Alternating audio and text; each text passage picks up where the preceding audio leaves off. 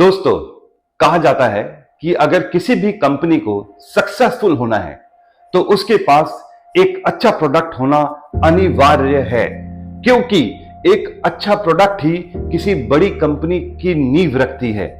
आज जिस विषय के ऊपर मैं आपके साथ डिस्कस करने वाला हूं, उस विषय का नाम है प्रोडक्ट स्ट्रैटेजी। देखिए, हम जब भी किसी भी प्रोडक्ट को बनाते हैं तो हमारी स्ट्रैटेजी क्लियर होनी चाहिए। बहुत टाइम क्या हो जाता है कि लोग कुछ ऐसा प्रोडक्ट बना देते हैं जिनका जो डिमांड है वो मार्केट में है ही नहीं, और बहुत टाइम तो ऐसा हो जाता है कि लोग एक आइडिया लेके आते हैं और एक प्रोडक्ट बना लेते हैं, और प्रोडक्ट बनाने के बाद उनको जो नेक्स्ट स्टेप है वो पता ही नहीं है कि क्या होता है। हाल ही में मैं एक मॉडर्न ट्रेड आउटलेट में किसी क्लाइंट के काम से गया हुआ था। जब मैं वहां इंतजार कर रहा था तब मैंने देखा कि एक नौजवान कुछ प्रोडक्ट लेके वहां पे बैठा हुआ है। उसे भी अपना प्रोडक्ट उस मॉडर्न ट्रेड स्टोर में लॉन्च करना था। वो कुछ डाउट में था, उसकी बॉडी लैंग्वेज काफी पॉजिटिव नहीं थी। तो मैं उठकर उसके पास गया और मैंने उसको अपना विजिटिंग कार्ड दिया और मैंने उसको कहा कि सर, अगर आपको मेरी जरूरत हो ना तो आप प्लीज मुझे कॉल करिए। 10 दिन बाद उसका कॉल आया और वो अपने फाउंडर के साथ मुझे मिलने आया।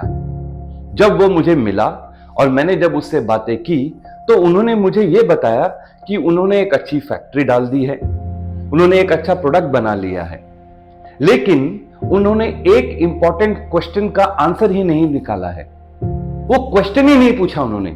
वो क्वेश्चन ये था कि प्रोडक्ट तो बना लिया आपने, अब इसको बेचोगे कैसे? तो लेडीज एंड जेंटलमैन, एक चीज आप ध्यान रखो, किसी भी प्रोडक्ट को बनाना और किसी भी प्रोडक्ट को बेचना, इन दोनों में जो स्किल और एक्सपर्टाइज होती है दोनों काफी अलग होती हैं।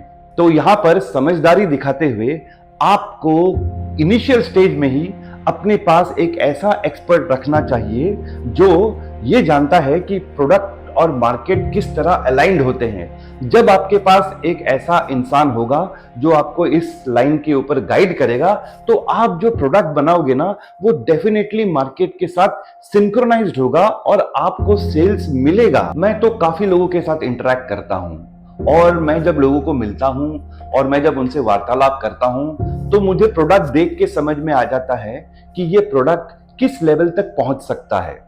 बहुत टाइम इन्वेस्टर्स तो ऐसे प्रोडक्ट लेके आते हैं जो उनको लगता है कि उसका मार्केट बहुत ज्यादा है और वो उस प्रोडक्ट को डेवलप भी कर लेते हैं, लेकिन जब असलियत सामने आती है ना तब जाके आपको पता चलता है कि इतने छोटे मार्केट में आपका सर्वाइवल तो हो ही नहीं सकता।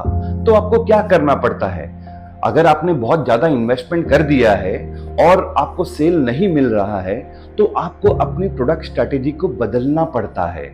आप जब भी किसी प्रोडक्ट को डेवलप करते हैं तो आप एक एक्सपर्ट को जब आप लेकर करोगे ना तो आपको समझ में आएगा कि कितना मार्केट अवेलेबल है, किस तरह आप इस मार्केट में घुस सकते हो और क्या उस मार्केट में कंपटीशन है या नहीं है। जब हम कंपटीशन की बात करते हैं ना तो आपको ध्यान रखना है कि जो आप प्रोडक्ट बना रहे हो वो किस मार्केट में जा रहा है। मतलब क्या वो एक ऐसे मार्केट में जा रहा है जहां पे रेड ओशन स्ट्रैटेजी काम करेगी, या एक ऐसा मार्केट में जा रहा है जहां पर ब्लू ओशन स्ट्रैटेजी काम करेगी।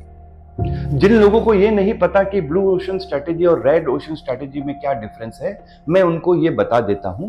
रेड ओशन स्ट्रैटेजी वो स्ट्रैटेजी होती है जहां पे मास मार्केट होता है, लेकिन क्योंकि उसमें प्रॉफिट मार्जिन बहुत कम होता है, लोगों का लहू बहता है, इसीलिए वो जो समंदर है, वो जो ओशन है, वो लहू लुहान होता है, मतलब वो रेड होता है। दूसरी तरफ जब हम ब्लू ओशन स्ट्रैटेजी का जिक्र करते हैं तो हमारी जो ऑब्जेक्टिव होती है वो होती है कस्टमर अवेयरनेस। मतलब क्योंकि उस प्रोडक्ट को कोई जानता ही नहीं है तो आपको लोगों को समझाना पड़ता है कि ये प्रोडक्ट अवेलेबल है। दोनों में डिफरेंस क्या है? आपको रेड ओशन में प्राइस के साथ काफी मारामारी करनी पड़ती है, आपका वॉल्यूम तो बन जाता है, लेकिन ब्लू ओशन स्ट्रैटेजी में आप प्राइस एक प्रीमियम डिमांड कर सकते हो, लेकिन क्योंकि वहां पे मार्केट आपको क्रिएट करना है, आपका जो वॉल्यूम है वो इनिशियली स्लो स्टार्ट होता है। लेकिन ऐसा कहा गया है कि जो लोग एक प्रोडक्ट को बनाते हैं, एक कैटेगरी को क्रिएट करते हैं, वो बहुत देर तक उस कैटेगरी के लीडर होते हैं। बहुत ऐसे प्रोडक्ट है जो हम रोजमर्रा की जिंदगी में इस्तेमाल करते हैं, लेकिन हमको ये नहीं समझ में आता है कि उस प्रोडक्ट, उस कैटेगरी को क्रिएट करने के लिए लोगों ने कितना संघर्ष किया है। एक एग्जांपल देता हूं मैं आपको यहाँ पर। जब रियल फ्रूट जूस इंडिया में लॉन्च हुआ था तो लोग कहते थे कि भाई फ्रूट जूस पिएगा कौन, जूसेस तो फ्रेश मिलते हैं हर एक नुक्कड़ में, हर एक गली में, तो ये पैकेट रियल जूस पिएगा कौन। उस कंपनी ने 4 बार स्ट्रगल किया और चौथे बार में उन्होंने वो कैटेगरी क्रिएट की और आज वो उस कैटेगरी को डोमिनेट करते हैं। रियल फ्रूट जूसेस को कॉम्पीट करने के लिए बहुत लोग आए मार्केट में, लेकिन जो उनका मार्केट शेयर है आज भी सबसे ज्यादा है। इसी प्रकार के और बहुत एग्जांपल्स हैं। बिस्लेरी जब उन्होंने पैकेज बॉटल वाटर लॉन्च किया तो लोग कहते थे पानी तो हर एक जगह अवेलेबल है, तो लोग बॉटल में क्यों पानी पिएंगे। और आज आप देखो हर एक आदमी बॉटल का ही पानी पीता है। जब वॉल्वो बसेस आई थी इंडिया में, लोग ये कह रहे थे कि इतने एक्सपेंसिव बस में जाएगा कौन, और आज क्या है, लोग पूछते हैं टिकट लेने के पहले कि ये वॉल्वो बस है या नहीं। तो इसी तरह जब भी हम किसी प्रोडक्ट को लाते हैं, किसी भी कैटेगरी को बनाते हैं, तो हमारा सक्सेस जो है वो हमारे प्रोडक्ट के ऊपर बहुत डिपेंडेंट होता है। तो फिर आपको किन बातों का ध्यान रखना है जब आप किसी प्रोडक्ट को डिजाइन करते हो। देखिए, मैं आपको इसका आंसर इसी एपिसोड में दूंगा, लेकिन आपको एक क्वेश्चन पूछूंगा यहां पर मैं कि जब आप प्रोडक्ट को बनाते हो, जब आप प्रोडक्ट को डिजाइन करते हो, तो क्या आप प्रोडक्ट इसलिए बनाते हो क्योंकि आपने सोचा कि मेरे को ऐसा प्रोडक्ट बनाना है।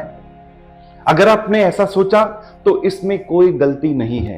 आप सिर्फ एक क्वेश्चन ऐड कर दो यहां पर कि आपका कस्टमर कौन है।